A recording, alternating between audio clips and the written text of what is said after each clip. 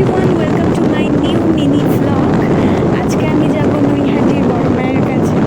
আমরা সেদিন বাইকে করেই বড় মায়ের কাছে গেছিলাম। এটা আই থিঙ্ক কল্যাণী হাইওয়ে থেকে আমরা যাচ্ছি। একটু পরেই দেখবো আমার আমরা চলে এসেছি বড় মায়ের কাছে। তখন আমরা পুজো দিলাম।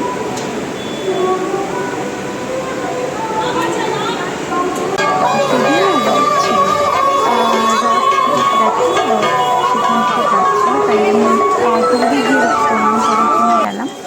যাওয়ার পর আমি এখানে ওই মন্দিরের সামনে আবার চলে আসি।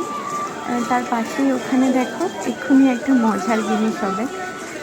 পাশেই আমি যখন প্রসাদটা রাখি তখন এই গরুটি এসে আমার প্রসাদটা খায়।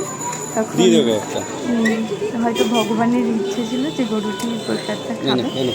আমার খুব ভালো লাগলো।